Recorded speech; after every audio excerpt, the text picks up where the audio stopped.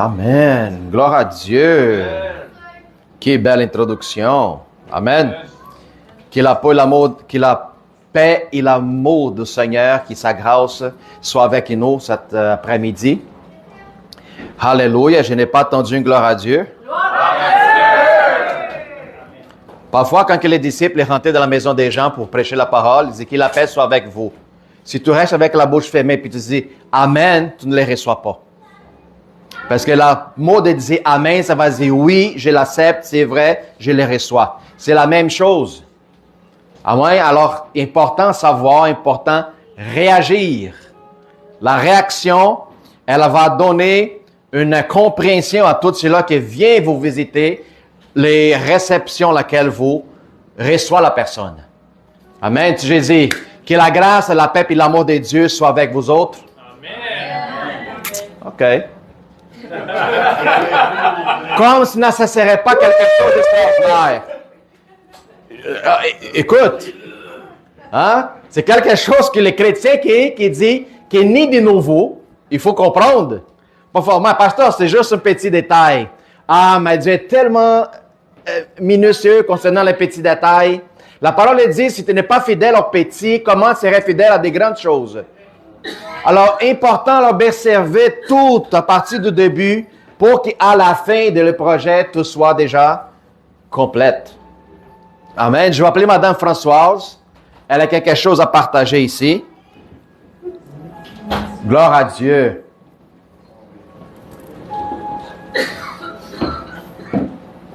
Vas-y, ma soeur.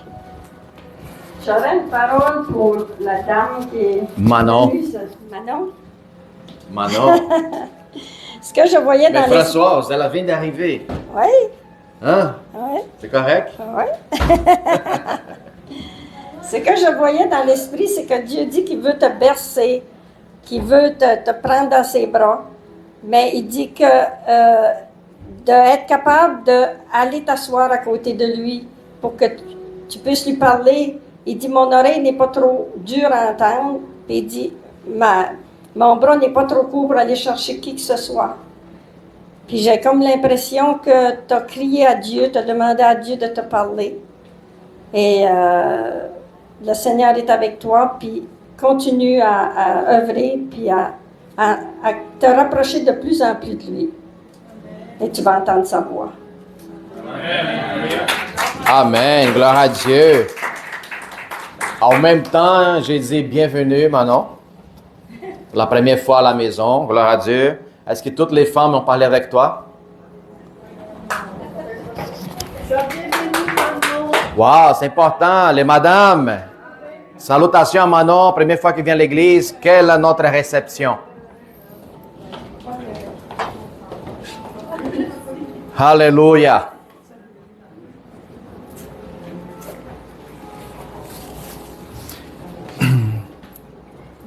Puis nous avons aussi la visite de notre frère Byron. Alléluia. Vous n'avez pas aperçu que Byron était là? Hein? Il est tranquille comme ça. Hein? Il est tranquille. Amen. Sois bienvenu, mon frère. Welcome. Alléluia. Gloire à Dieu. Alors, on voit déjà qu'en partant, la parole de Dieu commence déjà à nous parler. Lisa commence à parler, il dit que Dieu a un projet pour toi. Dieu a un projet pour toi. Oui, pasteur, mais Dieu a un projet, mais Dieu ne connaît pas ma situation. T'es sérieuse? Le problème, c'est que nous observons toute notre vie présente par rapport au projet que Dieu a en avant pour nous autres. Puis on veut déterminer qui nous sommes maintenant. Même si tu es en train de passer la difficulté. Ah, moi, je suis ça. Non, tu n'es pas ça. Tu es dans cet état, mais ce n'est pas ça, les projets que Dieu a créés pour toi. Puis il y a plusieurs chrétiens qui sont en train de dire, je vis ça c'est ma vie parce que Dieu m'a oublié. M'excuse, mais tes paroles, c'est des paroles des mensonges. C'est des paroles des mensonges, puis ne viens pas de la parole de Dieu, ne viens pas de lui, ne viens pas de ton voisin. Peut-être va venir du diable. C'est la seule voix qui peut-être en train d'écouter. Puis ça va faire toute la différence de notre avenir. Dieu a des projets pour toi, plus grands qu'est-ce que tu imagines, plus grands à propos de tes attentes par rapport avec lui. Plus grandes. Alors, la personne qui va décider de rester dans la situation, c'est moi-même, laquelle je suis en train de vivre, parce que j'ignore sa bénédiction. J'ignore ses projets. J'ignore en savoir que lui m'accompagne. Si Dieu t'accompagne, est-ce que c'est normal si tu vis dans une vie, parfois des misérabilités, des pénuries? Non, c'est pas normal du tout. Alors, la voie qui nous attend, parfois, ça ne vient pas de Dieu. Alors, c'est important de prendre la réalité du royaume spirituel, du royaume du Seigneur, puis commencer à attirer envers nous autres. Quand je parle attirer, c'est parce que la plupart des gens, certains, ne comprennent pas que le royaume est déjà à l'intérieur. Il y a certains qui disent, « Ah, je veux chercher le royaume. » Il y a bien du monde qui parle, « On va chercher le royaume. » La parole de Dieu dit, « Cherchez premièrement le royaume. » C'est ça que dit la parole. Et toutes les autres choses vous seront rajoutées. Quand il parle à propos de chercher, ce n'est pas d'aller dans une place de deux églises spécifiques. OK? Non. Chercher le royaume de Dieu, c'est observer toi par rapport à ce que Dieu a dit au début. Faisons l'homme, mon image et ma ressemblance. C'est ça qui t'est perdu de vue, puis tu n'as pas compris encore. Chercher, c'est ça, c'est retourner au début. Retourner au commencement, où ce que tout était parfait. Où ce que Dieu a créé Adam, puis a créé un projet dans sa vie. C'est ça que ça va dire, chercher le royaume. Parce que maintenant, la plupart du monde sont perdus complètement concernant leur identité, qu'ils sont celles qui ont le projet de Dieu pour leur vie. C'est le moment de changer l'Église. Oh! Vous prendre la relève de votre vie, puis vous commencez à remonter qui vraiment Dieu vous appelle à devenir, ou vous allez laisser le monde déterminer qui vous êtes. Alors, vous allez décider. Parce que Dieu a un plan parfait devant toi.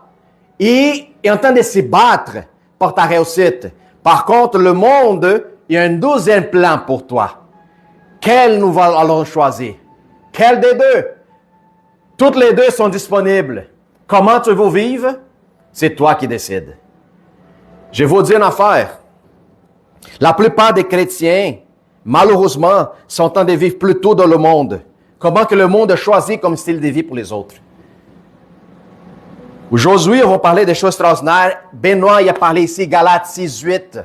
Si tu sèmes de la chair, tu vas récolter que de la corruption. Par contre, si tu sèmes dans l'esprit, est impossible récolter quelque chose qui ne soit pas d'autre que la vie éternelle. Puis quand il parle à propos de la vie éternelle, ce n'est pas seulement quand tu vas réussir à aller au ciel. Il parle d'une condition de vie éternelle déjà dans le monde présent. Puis la vie éternelle vient avec tous les héritages et bénédictions de Dieu maintenant. Parle à ton voisin. T'es la vie éternelle en toi? Demande-y. T'es-tu la vie éternelle en toi? Do you have the eternal life in yourself? That's the big question. Yes, I do have. So pourquoi tu vis comme un misérable? La vie éternelle, ça va dire que je suis l'habitation puis la maison de Dieu. Puis la maison de Dieu, que je comprends, si je regarde l'Ancien Testament, quand que Dieu, il voulait donner une idée, c'est quoi sa maison? Une maison de prière. C'était la place plus riche en Israël. Où tous les trésors étaient placés dedans. Alors tu regardes toi, puis tu devrais observer les trésors qu'il y a à l'intérieur de chacun de vous autres. T'as perdu la vue, c'est ça le problème. Quand l'Ancien Testament parle que l'Ancien Testament est l'ombre des choses à venir, c'est ça que ça va dire. Nous sommes la maison de prière. Nous sommes le temple, l'habitation et toute la richesse du royaume, le Seigneur placé en toi. Le problème, c'est que tu observes beaucoup le monde, puis tu ne cherches pas vraiment le royaume qu'elle est déjà à l'intérieur. Gloire à Dieu. Quand elle a dit, Dieu a un projet pour toi, saisis l'information. Seigneur, je veux rentrer à totalité dans le projet. S'il faut que Dieu enlève du monde alentour de toi, il va l'enlever. S'il faut que Dieu rapporte de nouveaux personnes pour rajouter dans ta réussite, il va le faire. Mais donne cet accès, rentre dans cet appel. Puis là, tu vas voir, tu vas commencer à récolter de l'esprit et de la vie éternelle. Puis quand tu vas marcher, tu vas déborder, les gens vont te voir et dire, qu'est-ce qui se passe dans ta vie? Ça, c'est le déborde du royaume de Dieu. Dieu ne donne pas seulement une mesure égale. Dieu n'est pas seulement rempli ta coupe sur le top. La parole dit qu'il fait déborder. Il n'arrête pas de déborder. Puis le déborde, ça contamine tous les cieux qui sont alentour. Alors, quand on parle à propos d'un projet, c'est un projet inimaginable, un projet énorme. Peut-être tu ne comprends pas encore. Fais seulement dire, Seigneur, donne mon projet. Je veux rentrer. Je reçois le projet. Maintenant dans ma vie. Mais si tu dis, oh ben non, ben Dieu m'a oublié, ben non, pas de projet, il n'y a pas de rêve, il n'y a pas de promesses, ben c'est sûr que tu vas demeurer pareil. Ta vie ne grandit pas. Alors dites-moi, tel que chrétien, comment je pourrais donner un témoignage excellent? Si ma vie c'est plainte, c'est seulement chialage, c'est seulement tristesse, c'est seulement... Non, comment? Dites-moi. C'est pour ça que la plupart des chrétiens qui voient toutes les promesses de Dieu dans la Bible, mais sa vie ne vient pas en réalité, telle que promesse, la plupart, qu'est-ce qu'ils font? S'y cachent. La plupart s'y cachent. Parce que Dieu nous parle à propos d'une vie d'abondance, une vie éternelle, une vie de promesses, une vie de richesse, une vie de prospérité, une vie de guérison, une vie de joie, allégresse. Puis là, la personne, elle ne vit pas cette réalité. Qu'est-ce qu'elle fait? Je vais m'y cacher. Parce que peut-être la réalité, c'est pour quelqu'un d'autre. Mais peut-être ce n'est pas pour moi. M'excuse. Dieu ne fait pas acception des personnes pour déborder sa bénédiction. La seule personne qui me pêche, c'est moi, puis c'est moi. Puis arrête de mettre la faute au diable. Le diable a tout perdu à la croix. Il a tout perdu. La seule arme que le diable utilise contre les chrétiens, c'est la peur. C'est le mensonge. Jésus dit, lui est menteur depuis le commencement, il est le père de la mensonge. C'est ça qu'il a fait avec Adam et Ève, puis c'est ça qu'il continue à faire aujourd'hui. Alléluia. Alors, parlez à ton frère, reçois ton projet maintenant de Dieu.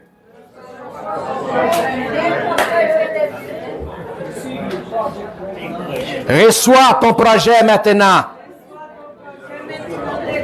Gloire à Dieu.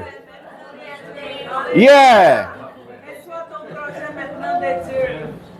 Alléluia. Merci Seigneur. Alléluia. Et en parlant de projets, on va parler à propos de prospérité. Wow, quelle merveille! Pasteur, on va devenir une église de prospérité. J'ai dit non, ce n'est pas la prospérité que vous allez voir ailleurs. C'est une prospérité extraordinaire.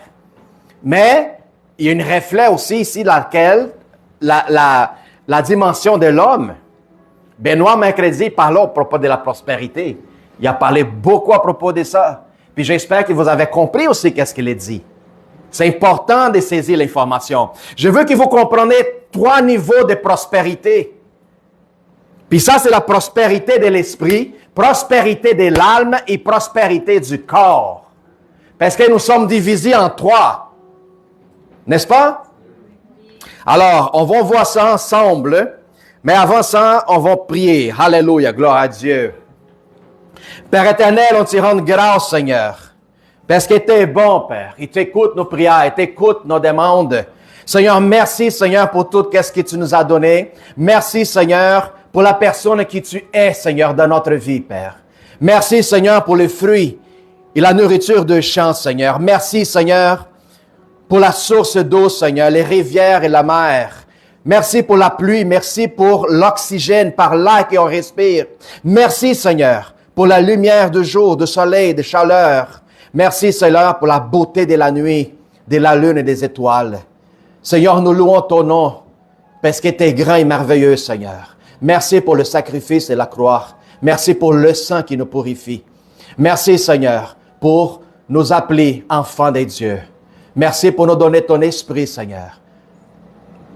Les sceaux de notre salut.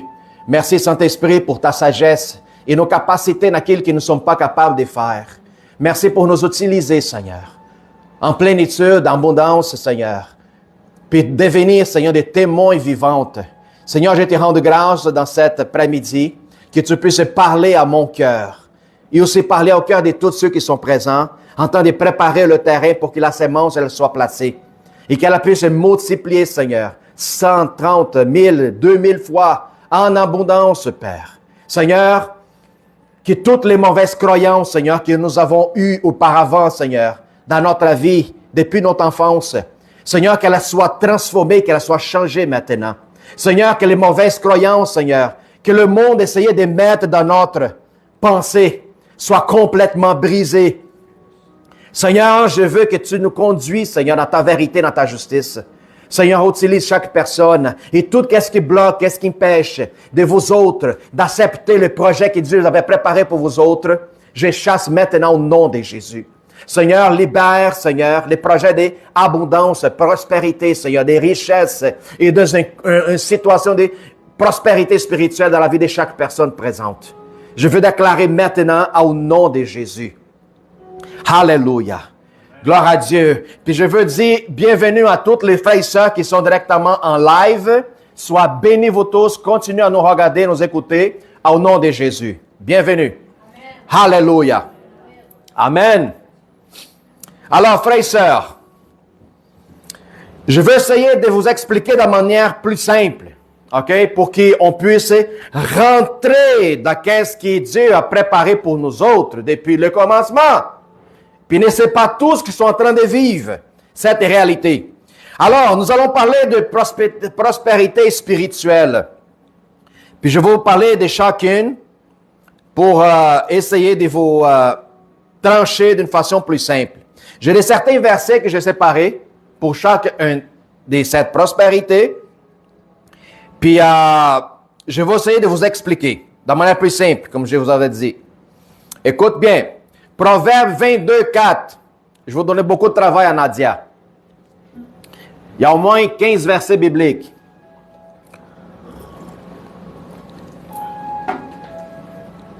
Alléluia.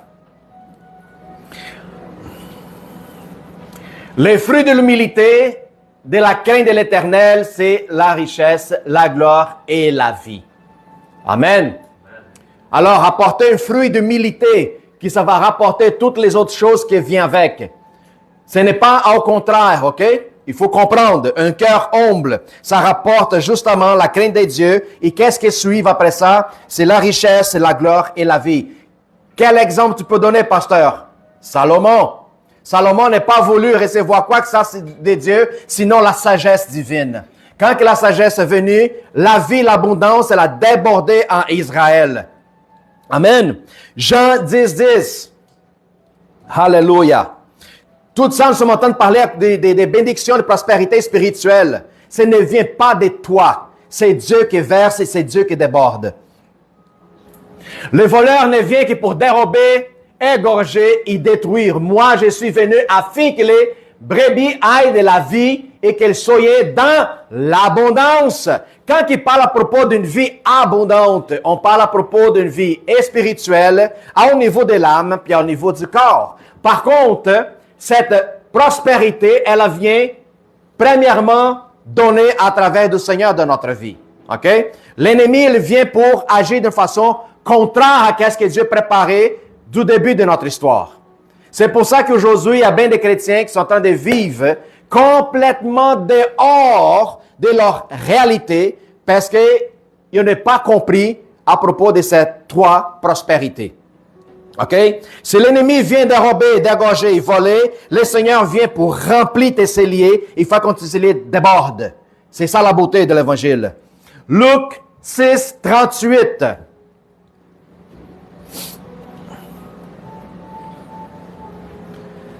Thank you, Lord. Donnez, il vous sera donné. On versera dans vous. C'est une bonne mesure, serrée, secouée, qui déborde. car on vous mesurera avec la mesure dont que vous serez servir. Alléluia. On parle à propos d'un cœur généreux, à propos d'une dimension spirituelle où ce que l'homme il n'est pas attaché à quoi que ce soit, en sachant que tout ce que tu pourrais verser et bénir la vie de quelqu'un, tu es au courant que la même mesure laquelle tu vas représenter devant la personne, tu vas la recevoir en retour. Mais pasteur, ça, ce n'est pas vouloir jouer avec Dieu. M'excuse, ou tu rentres dans le jeu de Dieu, ou tu vives dans la pénurie. Ce n'est pas moi qui écris la parole de Dieu. Parce que Dieu établit, si tu sèmes, si tu as un cœur généreux, si tu donnes avec l'abondance, la mesure que tu verses, c'est une mesure qui va retourner à toi. Alors, il y a bien des chrétiens qui ont peur de servir. Ils ont peur de donner parce qu'ils pensent qu'il va manquer.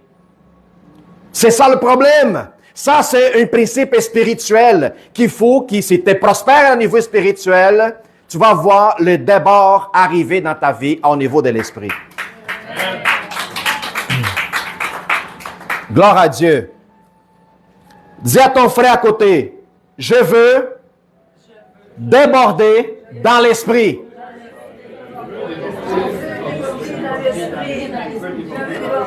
Je veux déborder dans l'esprit. Alléluia. Frères et sœurs, déborder dans l'esprit, vous allez marcher dans une dimension où ce que les gens dans ce monde ne vont pas vous reconnaître. C'est marcher dans le troisième ciel. C'est marcher sur la terre avec les pensées connectées puis alignées avec Dieu. Ça, c'est la prospérité spirituelle. Que la plupart des chrétiens, ça fait des années qu'ils sont dans l'Église, mais n'ont jamais connu cette prospérité. Pourquoi? Parce qu'ils vivent dans la peur, vivent dans l'insécurité, vivent dans la doute, vivent dans la crainte, vivent dans l'anxiété, vivent dans les stress, vivent une vie des agressions, vivent une vie de toutes sortes de choses négatives. C'est parce qu'ils n'ont pas compris encore c'est quoi vivre la prospérité dans l'esprit.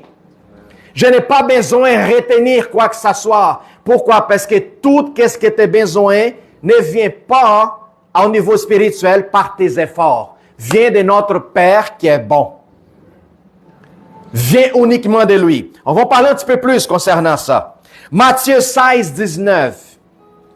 Nous sommes encore en train de parler de la prospérité spirituelle. Alléluia.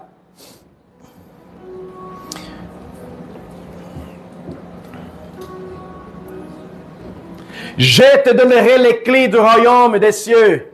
Et ce que tu liras sur la terre sera lié aux cieux. Et que tu délieras sur la terre sera délié aux cieux. Wow. Frères et sœurs, je vous dis une affaire. Dieu a mis entre votre main l'autorité, puissance et domination. Ça, c'est une prospérité spirituelle que la plupart des gens, des chrétiens, malheureusement, ne comprennent pas. Ils ne savent pas. Pourquoi? Si chaque chrétien connaissait qu'est-ce que le verset, ça va dire, tu marcherais en plénitude de vie. Tu ne serais pas des chrétiens poreux. Tu n'avais pas la timidité de parler à propos de l'amour de Christ envers quelqu'un. L'évangélisation, ça serait comme dire à tout le monde que tu viens de gagner le Loto-Québec. Ce serait la même chose. C'est facile de dire, oui, j'ai gagné. Mais si on comprend qu'est-ce que la parole nous parle, tu as reçu une clé qui te rapporte et te met dans une condition de connecter le royaume de Dieu avec le royaume de l'homme. Où est-ce que tu rentres? J'ai parlé la semaine passée, souviens-vous, que vous avez l'autorité et la force d'ouvrir et fermer les portes. Parce que Dieu t'a donné, dit, fais qu'est-ce que tu veux faire, fais qu'est-ce que tu veux avec. Puis c'est justement ça, qu'est-ce que ça va dire? Tu lis, je lis. Tu libères, je libère. Parce que j'ai mis mon esprit en toi. Alors c'est toi de prendre responsabilité comment tu vas s'en servir de cette clé-là. Ça, c'est une prospérité spirituelle que la plupart ne connaissent pas. La prospérité, ça va dire quoi, pasteur? Quand tu vois quelqu'un qui est malade et en infirmité et tout ça, quelqu'un qui marche dans la prospérité spirituelle, qu'est-ce qu'il fait? Ne réfléchis pas beaucoup. Simplement il va attaquer la personne? Non. Parce que chaque personne malade, c'est une confrontation contre le royaume de Dieu. Alors, quand que je rentre dans une ambiance et la personne est malade, je sais tout de suite qu'est-ce que je dois faire. Pourquoi? Parce que je vis dans la prospérité spirituelle. Dans la prospérité spirituelle, ça va dire, dans le royaume de Dieu, n'existe pas de malades. N'existe pas de gens dépressifs. N'existe pas des gens dans des conditions, quand que je vois le royaume de Dieu, puis je vois la personne dire, ça marche pas. Alors, toi, tu es la personne qui devait intervenir. Puis quand tu vas intervenir, c'est parce que tu as compris que tu es prospère au niveau de l'esprit. Si tu es prospère au niveau de l'esprit, tu n'es pas peur de l'homme, tu n'es pas peur de les diables, tu n'es pas peur de la circonstance, tu n'es pas peur des épreuves qui viennent sur toi. Parce que la prospérité de l'esprit, c'est un style de vie, c'est un état, laquelle j'ai vie parce que j'ai la confiance en lui. Ça change tout dans notre vie. Pasteur, est-ce que tout le monde peut recevoir la prospérité spirituelle? Oui, elle est disponible. Connaissez-vous du monde qui vient à l'église, mais elle est en train de vivre complètement contraire à toutes ces prospérités-là qu'on vient de dire, qu'on vient de décrire? C'est qui la faute? Au pasteur qui ne sait pas parler? Hein? C'est peut-être le voisin qui ne dit pas c'est quoi les secrets? Non, la parole de Dieu dit que mon peuple périt à cause manque de connaissances. À cause que tu ne cherches pas, que tu n'études pas, que tu ne passes pas de temps avec le Seigneur, on vit dans la même condition. On ne grandit pas. La semaine passée, j'ai parlé à propos des marches qu'il faut qu'on grandisse. Moi, je n'accepte pas vivre un évangile qui à chaque année, je suis dans la même marche. Je veux plus, je veux grandir, je veux monter. Je veux achever à la plénitude de qu'est-ce que Dieu a réservé pour moi. Ici, sur la terre. Pourquoi? Parce que tu es capable de vivre cette plénitude. Tu serais un témoin légitime de qu'est-ce que Dieu a préparé pour toi. Tous ceux qui vont te voir vont venir te demander qu'est-ce qui se passe, c'est quoi ton secret, qu'est-ce que tu fais, raconte. Puis là, c'est une porte ouverte pour dire, rentre dans le royaume. Regarde qu'est-ce que Dieu a fait. Viens et voir. Regarde qu'est-ce que Dieu a fait. Vois ici. Alléluia. Tout le monde a l'opportunité. Pourquoi? Parce qu'à partir du moment que j'ai accepté Jésus-Christ, la première chose qu'il fait, c'est déposer son esprit en moi. Alors, j'ai tout qu'est-ce qu'il faut pour achever à la prospérité de l'esprit, pour marcher avec autorité, puissance et domination. Mais le problème est que la plupart ne cherchent pas à s'informer, ne cherchent pas à étudier, ne cherchent pas à connaître qui est son Dieu, ne cherchent pas dans les Écritures qu'est-ce que Dieu parle à propos de toi. Mon peuple périt à cause de la manque de connaissances. Il y a bien du monde qui sont dans l'église des chrétiens, mais vivent dans des prisons. Vivre une vie qui n'est pas conforme à cela que Dieu a promis pour toi, c'est vivre une vie de prison. Parce que Dieu t'appelle à la liberté. Parce que la parole, selon qu'est-ce que j'ai lu, dit que la vérité, elle, affranchise. Alors je devais marcher dans une condition de liberté où ce que personne ne puisse avoir une autorité sur ma vie, me dire quoi faire, me donner des ordres. Je suis soumis à seulement une personne qui c'est à Dieu. On devait honorer nos frères et sœurs. Oui, mais la seule personne à laquelle j'ai autorité de ma vie, c'est le Seigneur. Je peux être marié, je honore ma femme, mais ce n'est pas ma femme qui détermine qui je suis, qu'est-ce que je veux être. Ce n'est pas mon mari qui détermine. Femme, sois soumise à votre mari. Rentre dans l'appel de ton mari pour que vous deux achèvent la plénitude de votre appel. Mais vous n'êtes pas moins que votre mari. Vous avez compris? Le Seigneur nous appelle à la liberté. À être libre. Complètement libre.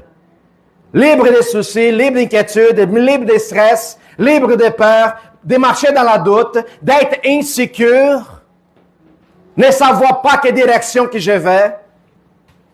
Hein? peur d'essayer. On a parlé des projets.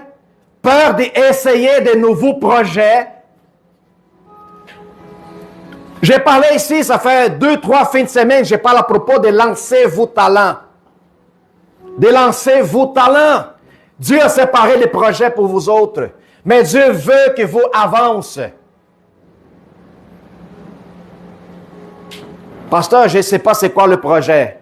Qu'est-ce que tu sais faire des bons? Qu'est-ce que tu sais faire des meilleurs? C'est quoi les talents que Dieu a mis à l'intérieur de toi? Ah, c'est ça, OK. Commence avec ça.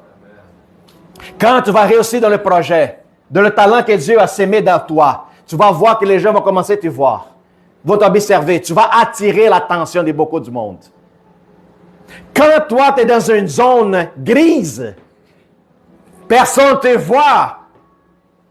Mais quand tu sors de la zone grise, puis tu commences à grandir en plénitude, les gens vont commencer à t'observer.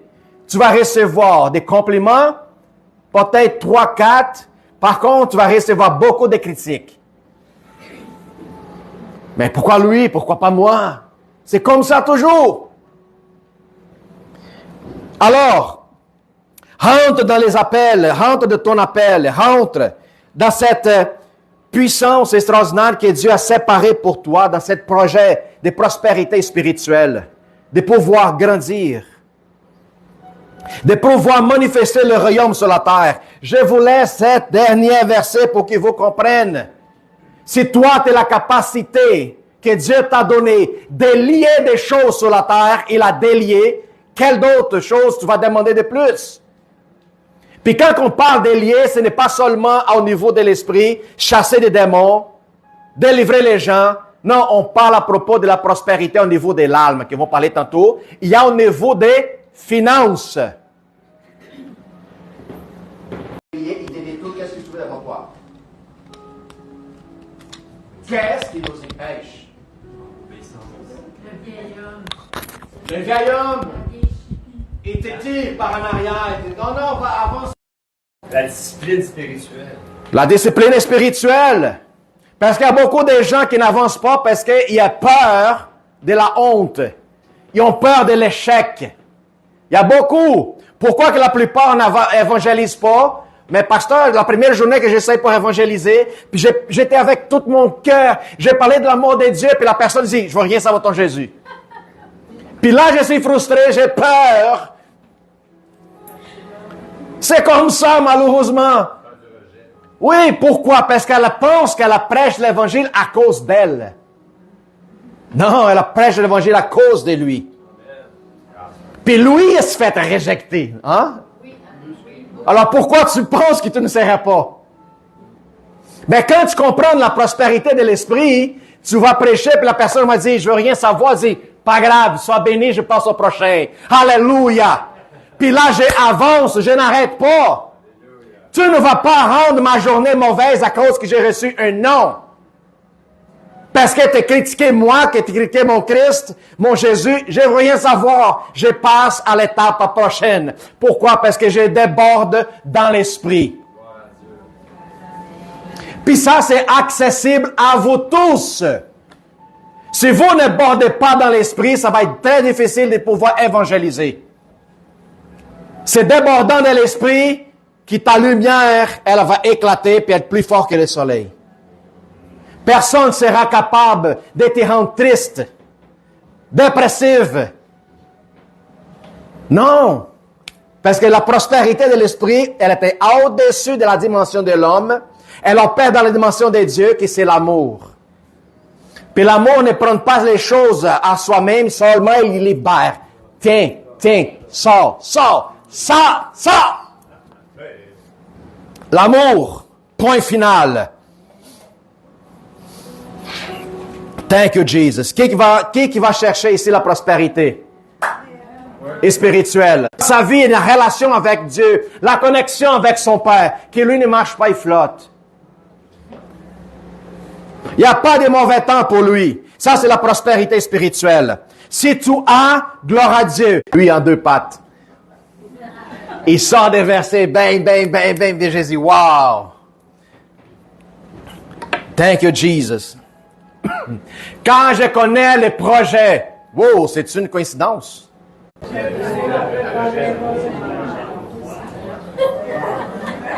Parce que Dieu nous parle. Je connais les projets que j'ai formés sur vous. Thank you, Lord. Ça marche toujours, le mec? Gloire à Dieu. Je connais les projets que j'ai formés pour vous. Dieu, pour ta vie, c'est ça. Point final. Si tu n'es pas en train de vivre la réalité que Dieu a préparée pour toi, ce n'est pas un problème de Dieu. Ce n'est pas un problème du monde non plus. C'est un problème personnel, c'est un problème de moi. Alors, il faut que je cherche en moi, qu'est-ce qui me pêche, qu'est-ce qui me bloque. Peut-être une frustration quand tu es un enfant. Peut-être, toi, ton frère était plus préféré de ta mère que soit toi. Peut-être, tu as reçu des abus à l'école. Peut-être, tu n'aimais pas la prof qui parlait en avant. De préparer, de te donner un avenir et une expérience, un projet de paix et non de malheur. Si je suis en train de vivre le malheur, elle n'est pas de Dieu. Parce que le projet de Dieu pour moi, c'est vivre cette paix. Puis cette paix qui déborde. La paix, ça va dire ne pas vivre dans l'inquiétude, ne pas vivre dans l'insécurité, être sûr de qu'est-ce que je veux, de mon avenir. C'est ça. La seule façon d'attendre la parole de Dieu, attendre la voix de l'Esprit, c'est si tu marches dans une situation ou dans une condition de paix. Vous avez déjà vu des gens qui sont désespérés? Dieu, parle avec moi! Parle avec moi! J'ai des problèmes, puis c'est, oh non, Seigneur! Puis l'Esprit était comme, chut, calme-toi, calme. Oui, mais tu connais pas ma situation, regarde qu'est-ce qui arrive, puis tout ça, tout le monde m'accuse, tout le monde me pointe, puis tout ça, Seigneur, je suis pas capable de libérer de ce péché, les péchés me persécutent, wow, calme-toi. Puis là, l'Esprit de Dieu veut parler, puis la personne n'attend pas. Pourquoi? Parce que la seule voix qu'elle attend, c'est la sienne. En train de crier, en train de se plaindre, en train de, oh, wow, calme-toi. On sait très bien quand que le prophète Isaïe est venu se plaindre envers Dieu. Seigneur, ils ont tout tué tes prophètes. C'est juste moi. Puis là, il était frustré. Il était tanné, puis il s'est caché dans une cave. Puis là, Dieu dit, je vais passer pour parler avec toi. Vous connaissez cette verset biblique. Puis quand il a entendu un gros vent, il dit, peut-être c'est Dieu. Non, c'est pas Dieu. Puis il a entendu 3 choses différentes. Puis dans la 4e, il dit qu'il a entendu un vent d'eau et légère, comme une petite brise. Puis c'est dans la calme où il a entendu la voix de l'Éternel. Il dit, hey, attends une minute. De quoi qu'est-ce que tu dis qui sont toutes morts? J'ai séparé. Combien? 500 ou 700? 300? Ah, vous ne faites pas votre devoir, hein? Hein? Puis là, les prophètes étaient comme, ah, ok, désolé, Seigneur. Parfois, nous sommes dans cette dimension. La dimension de l'âme qui affecte ton émotion. Est-ce que vous êtes émotion? Si lui est de la terre ou si lui est du ciel. C'est pour ça que les conflits, la plupart du monde aujourd'hui, c'est savoir qui ils sont. Si tu vis en train de penser qu'il était dans la terre, tu vas vivre toute la terreur que la terre te donne. Mais si tu comprends que tu vis, je vais souffrir, je vais mourir, je vais être dépressif, je vais avoir des pensées suicidaires, hein? Tout le monde va m'avoir, je ne veux rien, je suis un projet frustré de Dieu. Il y a bien du monde qui peut-être pense ça, je suis un projet frustré, regarde ma vie. Quand que le Seigneur nous appelle des spirituels, il y a bien du monde qui sont en train de vivre la prospérité spirituelle, mais au niveau de l'âme, sont pourris. Comme par exemple, il y a bien du monde qui, Dieu les utilise dans les dons de l'esprit.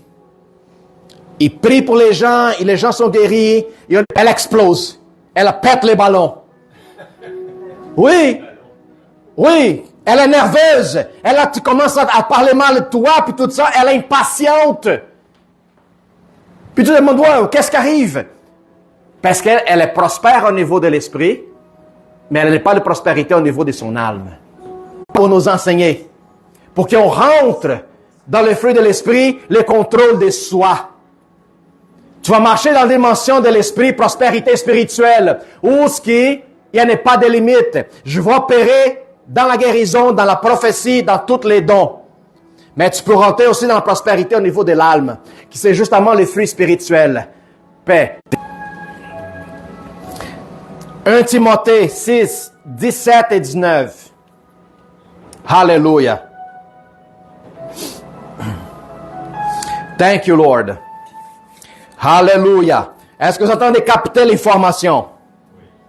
C'est important là. Ne pense pas, ne te vois pas seulement comme un seul individu. Si tu te vois comme un seul individu, tu vas avoir des conflits dans ta tête. Ben, pourquoi qu'il y a deux voix qui parlent puis tout ça? Parce que tu n'es pas un, tu es trois. Pourquoi que Dieu fait aussi compliqué nous autres? Trois. Parce qu'il fait toi de son image et sa ressemblance. Dieu Père, Dieu Fils et Dieu Esprit. Hallelujah. D'être riche en bonnes œuvres, d'avoir de la liberté et de la générosité. De se amasser aussi pour l'avenir un trésor placé sur un fondament solide afin de saisir la vie véritable. Alors, qu'est-ce qu'on entend de dire? Dire aux riches de donner tout? Non. Mais dites-le puis recommande, n'est pas seulement déborder en richesse, mais déborder aussi en vie éternelle. En bonnes œuvres. Ne pense pas que ce qui t'accumule, c'est pour toi seulement, mais en sachant qu'à cause que Dieu t'a donné un talent de produire richesse, c'est pour que tu deviennes une bénédiction. Alors, recommande aux riches, en sachant qu'il y a un trésor plus grand de cela qui lui accumule sur la terre, un trésor qui la trace et la rouille ne mange pas. Recommande à tes frères qui sont riches, ton frère qui ont de la bonne situation de finances. Savez-vous qu'il y a bien des ministères, il y a bien des hommes d'affaires qui sont millionnaires, qui sont riches, mais qui ne sont pas présents dans les églises, ne sont pas présents parfois dans le travail, mais qui bénissent des ministères? On ne les voit pas, mais les autres sont en train d'aider les églises des ministères à expandre, à grandir, à fructifier. Puis ça, on ne le voit pas. Puis parfois, quand on voit des ministères grandir, devenir prospères, tout ça, on se dit, on a toujours l'habitude de mauvaise vie de vouloir critiquer, sans savoir qu'est-ce qui se passe la plupart du temps en arrière. La terre va te servir en abondance. On sait que la prospérité ultime de Dieu, ce n'est pas seulement accumuler des richesses, mais ne les jamais manquer. Au point qu'il était assez pour toi et pour distribuer à tous ceux qui demandent. Ça, c'est la prospérité de la bonne crainte avec l'Éternel. Tu vas devenir une personne arrogante. Tu vas plutôt faire mal avec les gens avec ta richesse qu'ils soient faire du bien. Puis la plupart des gens, parfois, ne comprennent pas. Alors, Dieu t'appelle à devenir prospère dans les trois niveaux. De ton esprit, ton âme et au niveau de ton corps. Ça va se dire que prospérité au niveau du corps, pasteur, c'est juste de la richesse? Non. Au niveau du corps, c'est aussi ta santé. Si tu peux avoir la richesse au niveau des finances, mais tu manges comme un cochon, tes problèmes de santé, pression, ton cœur, tu n'es pas capable de monter 3 marches qui étaient comme perte à souffle, m'excuse, mais la prospérité ne t'accompagne pas. C'est pour ça qu'il faut qu'on comprenne que la prospérité que Dieu parle, laquelle le chrétien doit vivre sur la terre, elle a touché des secteurs différents de notre vie. Pasteur, alors ça va dire que ce n'est pas seulement finance, il parle aussi au niveau de la santé. Oui. Si tu vis malade sur la terre, tu ne rapportes pas un bon témoignage. Parce que tu ne connais pas encore la prospérité de Dieu. Quelle d'autre prospérité on doit vivre sur la terre, pasteur? Famille. Prospérité des familles. Combien de chrétiens qui sont des familles brisées? Moi, j'ai passé pour ça. Puis je sais. Je n'ai pas achevé là-dedans, mais je sais. Je sais qu'il y a plusieurs chrétiens partout dans les églises. Des couples, des familles qui sont brisées. Pourquoi? Parce qu'on n'a pas saisi l'information puis la bénédiction que Dieu a pour leur vie. Alors, la prospérité au niveau des finances qui concerne ton corps sur la terre. Dieu jamais nous appelle à vivre une vie misérable, mais à vivre des abondances. Allons-y voir les Proverbes 11 et 25.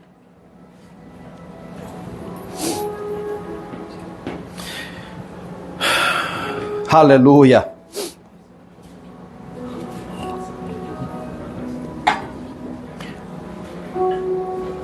Thank you, Lord. L'âme bienfaisante sera ressassée, c'est lui qui arrose, sera lui-même arrosé. Alors, papa, on parle encore d'une générosité.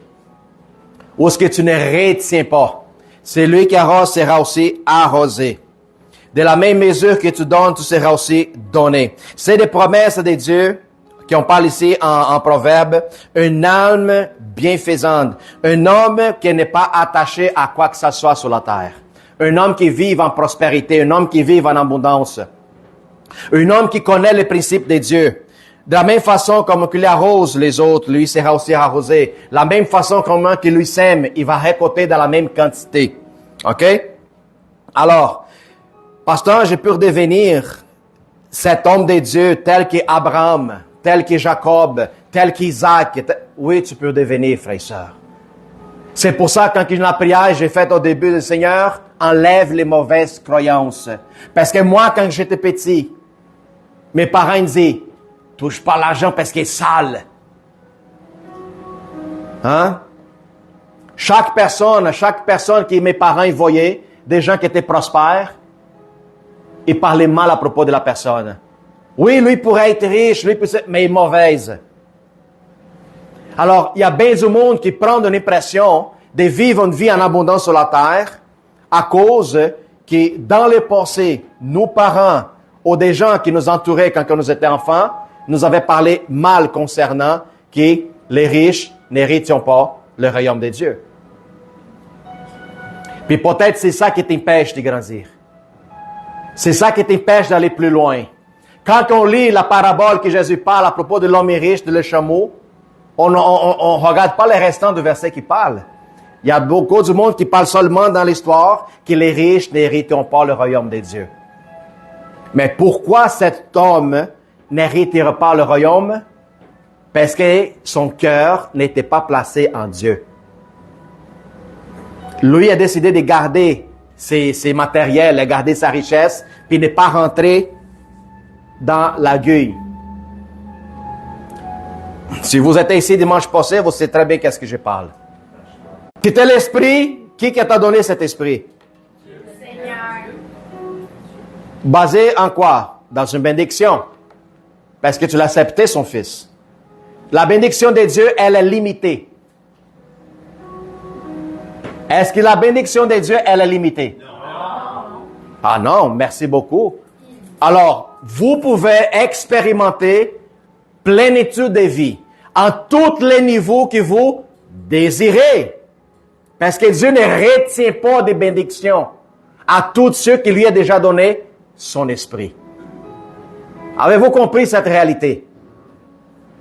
Qu'est-ce que vous n'avez pas encore essayé, que vous n'avez pas fait encore parce que vous avez peur? Va des défis dans ta vie pour que tu expérimentes des choses nouvelles. J'ai dit, wow, OK. Puis ça m'est venu un petit rêve d'enfance. C'est sauter de parachute. J'ai dit, wow! Oui, parce que moi, quand j'étais petit, quand j'ai monté de certains étages, 1, 2 étages, j'ai regardé et dit, oh, pas, ta minute. Puis là, m'est venu un esprit de dire, pourquoi pas essayer? Alors, s'il y a des hommes ici qui aimeraient ça expérimenter puis essayer. Je saute avec toi. Je sais où on va aller. Tu sais déjà? Parfait. C'est une invitation que j'ai faite. Ça n'empêche pas seulement qu'il soit des hommes, mais aussi des femmes. Parce que Dieu veut que tu expérimentes toutes les limites, que tu es fidèle à l'Éternel. La même façon que tu es fidèle en train de prêcher, évangéliser, puis donner du goût aux autres, ta façon de vie, expérimente aussi la vie que Dieu t'a donnée à toi. Parce que si tu vives une vie de chrétien, que quand tu vas évangéliser, la personne va venir à Christ, il va voir ta vie et ta vie est plate. Ta vie est plate. Non, fais de ta vie une opportunité pour que les gens disent, wow, tu vis la plénitude de ton existence. Dis, yes, yes, yes. J'ai vu la plénitude de mon existence. Puis je n'ai pas peur. Puis je n'en veux plus.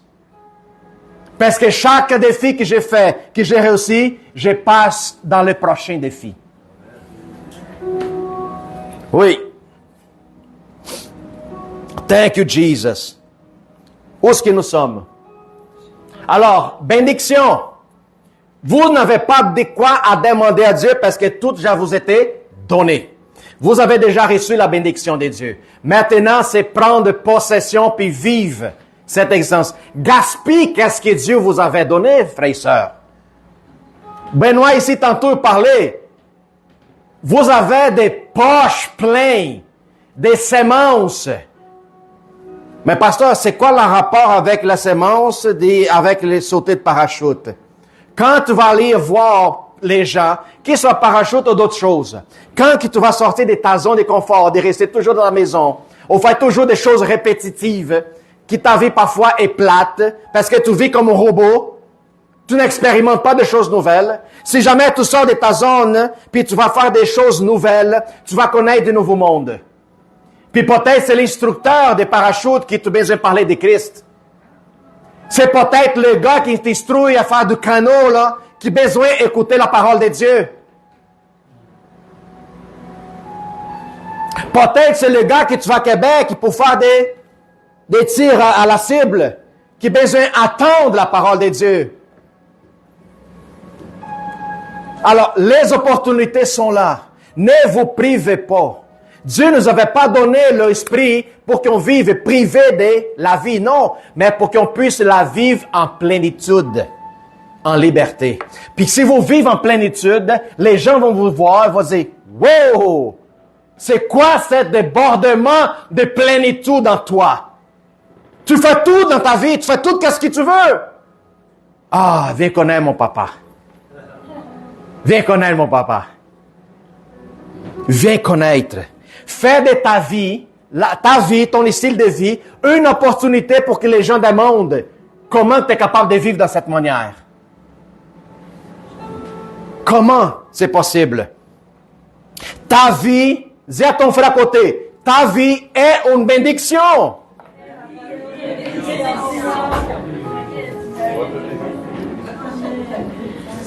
Ta vie, man, your life is a blessing. So, expand that blessing. So, ta vie est une bénédiction, élargis cette bénédiction.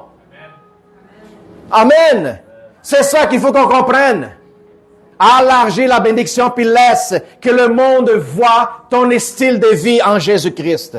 Ta prospérité spirituelle, ta prospérité au niveau de l'âme et ta prospérité au niveau des finances et débordance des vies. Pasteur, même si je ne viens pas débordance au niveau des finances, c'est correct si je vis une vie simple. Oui, bien sûr. Qu'est-ce que je veux que tu comprennes? C'est que tu peux accéder à tout.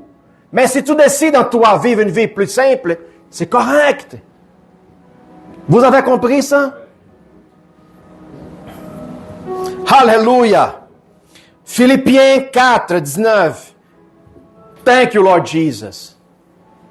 Merci, Seigneur, parce qu'il y a des oreilles ici qui attendent la parole. Il y a des gens que je vois qui leur cœur fait comme boum, boum, boum. Pourquoi ils pensent déjà dans l'avion en train de sauter? Calme-toi. Ça va être peut-être pour les mois d'août, là, OK? J'ai déjà 2 personnes qui sont engagées. Jerry et Paulo, qui viennent ici à l'église. Oui, les autres disent tout de suite, je veux, là. Ah oui. Amen. Saint-Jean-de-Richelieu. Je l'ai déjà fait, moi, dans le bar. OK, parfait, Mario. Gloire à Dieu. Il y a bien du monde que j'ai entendu parler qu'une fois que la personne sort des parachutes, il y a quelque chose qui change au niveau de la tête. Tu n'as pas peur d'essayer des choses différentes. Si tu n'as pas peur de te libérer comme ça, quand tu vas faire des projets nouveaux, tu n'as pas peur de rentrer. Quand tu mets ta vie en défi, tu n'as pas peur des nouveaux projets qui viennent devant toi. C'est formidable. Puis je veux ça, Seigneur. Alléluia. Mon Dieu pourvoit à tous vos besoins selon sa richesse avec gloire en Jésus-Christ. Toute sa richesse, puis toute la richesse de Dieu. Ah, pasteur, il parle seulement du ciel. M'excuse, arrêtez de vous limiter, s'il vous plaît. Toute sa richesse concerne esprit, âme et corps. Dieu va jamais travailler juste à un niveau de nous autres. Dieu va travailler dans les 3 niveaux de l'homme. Esprit, âme et corps. C'est pour ça qu'il nous donnait la parole de Dieu, pour qu'on apprenne à travailler en plénitude, qu'on expérimente tout, qu'est-ce qu'il a séparé et a préparé tel qu'il projette pour nous autres. Projet de paix, non des malheurs, mais des vies et espoirs. C'est ça qu'il dit en Jérémie. Amen. Dieu va pourvoir à tous vos besoins, frères et sœurs. Quand il dit tout, il met tout dedans du paquet. Malachie 3, 9, 11. Oh, il y a bien du monde qui aime passer écouter cette verset biblique. Pasteur, ça fait mal à la poche. OK, mais ce n'est pas moi qui ai mis dans la Bible. La poche. Le portefeuille. Malachie 3, 9 à 11. J'étais comme ça aussi. On va lire qu'est-ce que la parole nous dit. Ce n'est pas moi qui l'ai rajouté. Puis il y a bien du monde qui parle ou il veut s'en sortir de cette promesse que Dieu a donnée au peuple d'Israël. Puis là, on se demande la question, pasteur, pourquoi que jusqu'à date, les Juifs, c'est le peuple le plus riche au monde? Parce que les autres comprennent des promesses, comprennent les lois que Dieu établit, puis les autres, ils font la même chose. Ils continuent à le faire continuellement. Vous êtes frappés par la malédiction. Et vous me trompez la nation toute entière. Apportez à la maison du trésor toutes les dîmes, afin qu'il y ait de la nourriture dans ma maison. Mettez-moi de la sorte à l'épreuve. Dieu met lui-même au défi. Mettez-moi à l'épreuve. OK? Dites l'Éternel des armées, et vous verrez si je ne ouvre pas vos écluses des cieux, si je ne répands pas sur vous la bénédiction et abondance. Pour vous, je menacerai celui qui dévore. Dieu va prendre la bataille à ta place de celui qui dévore ta maison ou tes trésors. Et il vous détruira pas les fruits de la terre et la vigne ne sera pas stérile dans vos campagnes, dit l'Éternel des armées. Alléluia. Puis là, la personne dit, mais pasteur, ça s'est passé. Oui, c'est drôle parce que la parole de Dieu, dans notre verset, il dit que la parole ne passerait jamais jusqu'elle va continuer à s'y accomplir continuellement, jusqu'à le temps de la fin. Moi aussi, quand j'ai devenu chrétien, j'étais beaucoup résistant à cette affaire-là. Pourquoi? Parce que je voyais des églises. Puis j'ai pensé, oh, les pasteurs, ils prennent tout mon argent, puis toutes ces affaires-là, ils achètent des choses. Puis oui, j'ai cru ça aussi. Mais ça, c'est d'avoir des gens, la plupart du monde qui parle ça, c'est des monde qui vivent d'une façon misérable. Parce que quand j'ai commencé à observer la vie des cieux, qui critiquent souvent de la prospérité dans des églises et dans des autres frères et sœurs, sont ceux qui sont jaloux. Puis j'ai dit, ben, pourquoi que je n'ai pas vu ça avant? Puis quand j'ai commencé à marcher dans des promesses concernant des bénis, le ministère laquelle je faisais partie, puis le ministère grandit, je voyais des autres vies recevoir la bénédiction, c'est là que j'ai commencé à voir la mathématique de Dieu, qui ça ne fait pas de sens. La mathématique de Dieu ne fait pas de sens. Qu'est-ce que ça va dire, pasteur? Prendre une sémence d'une pomme, une sémence. Mettre à terre, arrose et attend.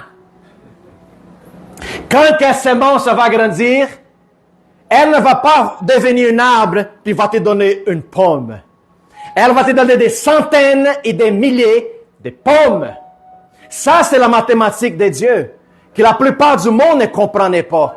Dieu, chaque sémence qu'il a déposée, il abonde, il déborde. Multiplie. Puis, dans notre calcul, ça marche pas. Mais dans le calcul divin de Dieu, Il n'y en a pas de limite. Puis le pire, c'est qu'il te plantait une fois, puis elle a continué à produire. Et ça va seulement arrêter si tu la coupes. C'est Dieu la coupe? Non, c'est toi la coupe. Alors, pasteur, mais la Bible ici, il parlait avant des gens qui vivaient comme des fermiers. Il parle de la nourriture. Ah, j'ai entendu ça souvent. Ça, c'est avant. Pourquoi? Parce que les gens, ils vivaient de l'échange. J'ai du lait, j'échange mon lait avec ta sémence. J'échange ma sémence avec ton maïs. Mais excuse, mais ils n'avaient pas cette style de vie laquelle nous vivons aujourd'hui.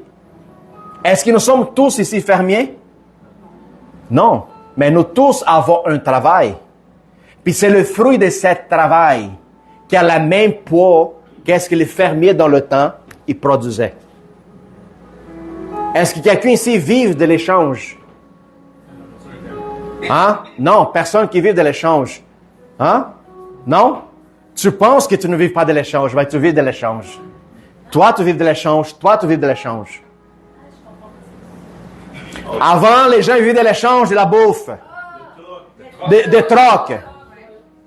Aujourd'hui, tu vis dans la troc aussi. Ben non, je ne travaille pas dans le champ, pasteur. Alors, c'est quoi que tu négocies pour avoir de l'argent? Tu négocies ton temps. Tu vends des heures de travail pour recevoir ton revenu.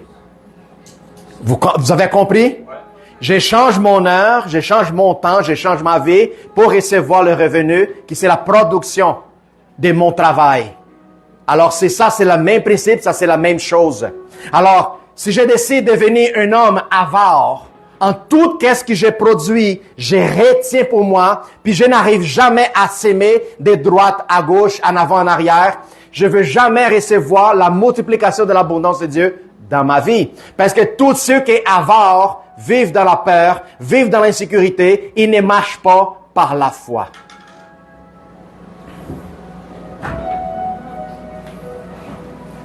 Alléluia. Alors, frères et sœurs, ne pense pas qu'est-ce que ça vous donne telle sécurité de vie, c'est mon revenu. Non, pas du tout. C'est pas mon travail qui me donne assurance. C'est en sachant que je vis dans l'abondance de Dieu maintenant sur la terre. C'est en sachant que si j'ai peu, je suis en bénédiction. Et si j'ai beaucoup, j'ai une bénédiction pareille. C'est vivre dans une condition constante. C'est qu'est-ce que Lisa dit toujours. C'est n'avoir pas plus et c'est ne pas avoir moins. C'est toujours dans la constance. De ne jamais manquer. Alors sachez ce secret spirituel de pouvoir s'aimer dans la vie du ministère, dans l'église, d'un homme de Dieu. Il y a bien des prédicateurs qui vivent de l'évangile. Bénis leur vie aux cieux. Bénis des ministères qui sont loin. En Afrique ou peu importe.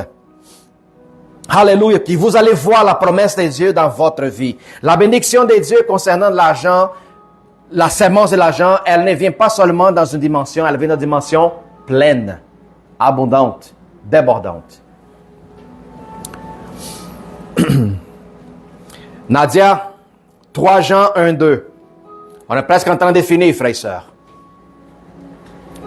Thank you, Jesus. 3 dimensions de la prospérité. Et spirituelle au niveau de l'âme puis au niveau du corps. Je veux vivre la prospérité ici sur la terre aussi. Je veux déborder, je veux vivre dans cette abondance. Alléluia. Bien-aimé, je souhaite que tu prospères à tout égard. Et sois en bonne santé, comme prospère l'état de ton âme. Mets ta main dans ton cœur comme ça. Comment va ta santé? Est-ce que ta santé, elle va égale avec le niveau de ton âme, la situation de ton âme? Oui. Hein? Moi, j'ai commencé à faire des jogging, hein? Ça fait pas longtemps. J'ai commencé la semaine passée. J'ai commencé à faire 1 kilomètre. Quand j'ai fait 1 kilomètre, j'étais comme... en train de mourir. J'ai presque au point d'appeler l'ambulance. Ça va chercher l'ambulance. Mais j'ai dit non, je vais persévérer. Puis là, j'ai fini mon jogging en marchant. 12e jour, oh, ça fait mieux. 1 kilomètre. Boum, j'ai fait 1,5 kilomètre. 3 jours plus tard, 2 kilomètres.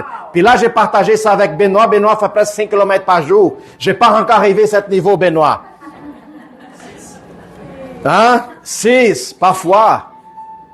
Mais c'est important quand on commence à comprendre, tu veux vivre la prospérité de Dieu de ton corps sur la terre. Parce qu'il y en a bien des chrétiens qui juste veulent vivre quand je veux mourir. M'excuse, mais si tu ne représentes à Dieu aussi sur la terre, au niveau de ta santé, comment que tu vas avoir au moins l'opportunité de prêcher aux gens concernant une vie en santé? Dites-moi. Ça marche pas. Ça marche pas. Une des plus grandes choses, armes que Satan est en train d'utiliser dans le monde aujourd'hui. Il y a des chrétiens qui regardent le péché de la mensonge. Oh non!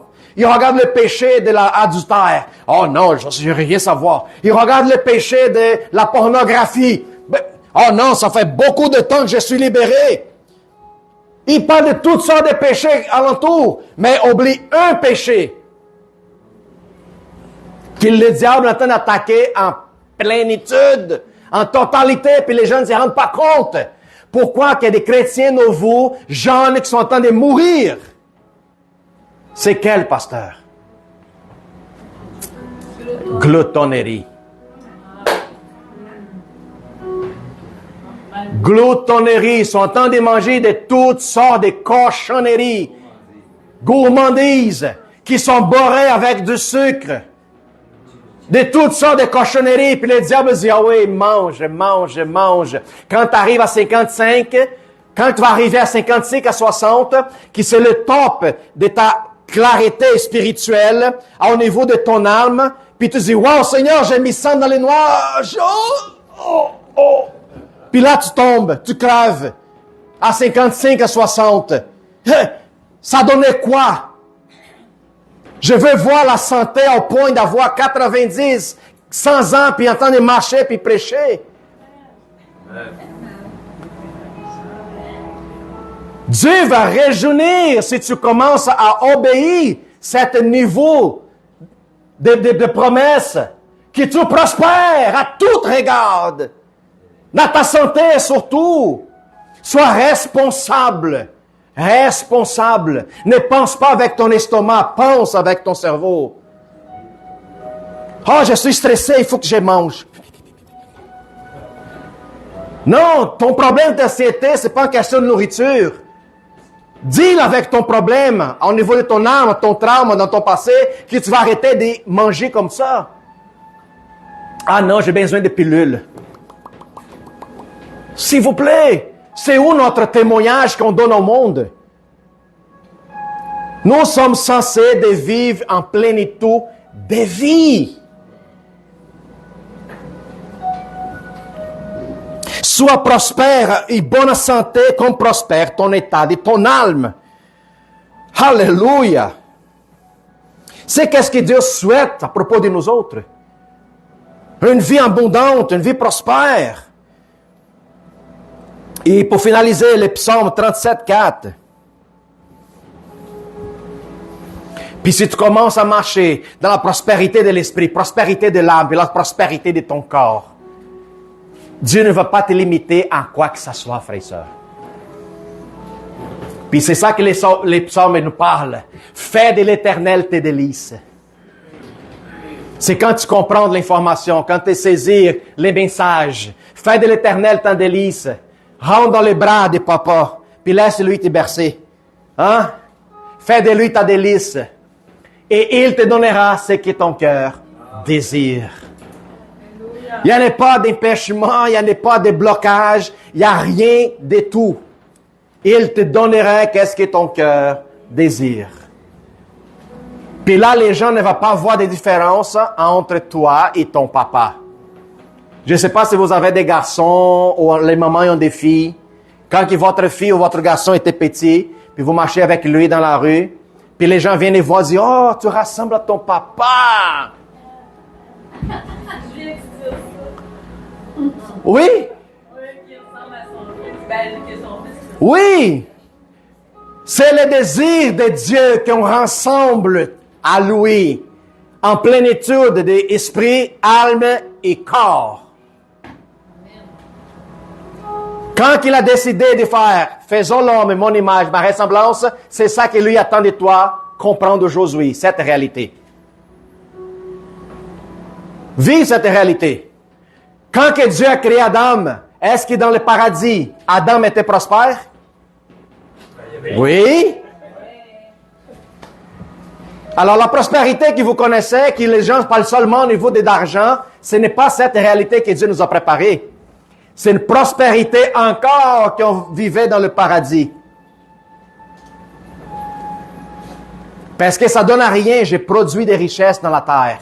Tout ce que tu sèmes, la terre va te donner en retour. Mais ça donne à rien, moi, je devenais aussi riche et aussi prospère au niveau des finances si je n'ai pas le contrôle de mon âme, puis si je n'ai pas la prospérité de mon esprit. C'est que de la perdition. Puis c'est là que la parole dit qu'aucune riche entrera dans le royaume de Dieu. Alors c'est important que je comprenne puis je mette toutes ces trois choses en équilibre dans ma vie. Pour que je change mon avenir, je donne bon témoignage, je puisse aider mes frères et sœurs, puis je puisse déborder où ce que je vais, n'importe où. Gloire à Dieu. Alors, fais de Dieu tes délices. Il va te donner qu'est-ce que ton cœur désire. Alléluia. Amen. Alors, merci à vous tous qui sont sur live pour participer avec nous autres. Que Dieu vous bénisse et que cette parole puisse transformer votre avenir. Sois béni.